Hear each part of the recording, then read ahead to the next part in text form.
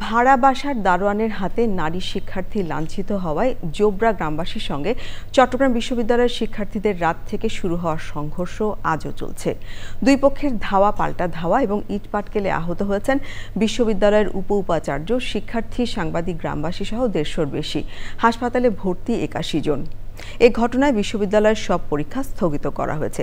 চট্টগ্রাম বিশ্ববিদ্যালয় ও আশপাশের এলাকায় সোমবার রাত ১২টা পর্যন্ত ১৪৪ ধারা জারি করা হয়েছে। চট্টগ্রাম থেকে চৌধুরী ফরিদের তথ্য ও ভিডিও চিত্রের সহায়তায় বিস্তারিত জানাচ্ছেন মির্জা ইমতিয়াজ।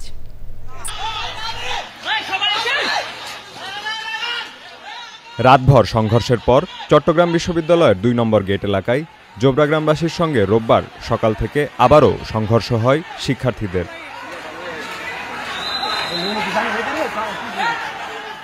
শিক্ষার্থী ও গ্রামবাসীর ধাওয়া পাল্টা ধাওয়া এবং ইটপাটকেলে আহত হয়েছেন বিশ্ববিদ্যালয়ের উপাচার্য, সাংবাদিক, শিক্ষার্থী সহ অনেকেই।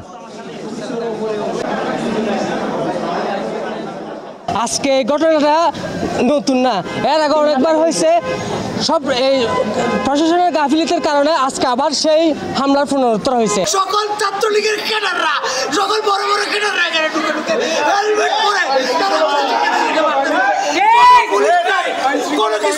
সংঘর্ষের সময় জোবরা গ্রামের বিভিন্ন কটেজে আটকা পড়া শিক্ষার্থীদের উদ্ধারে অন্যরা গেলে তাদের উপর হামলা চালায় গ্রামবাসী। Mirza Imtiaz, channel I.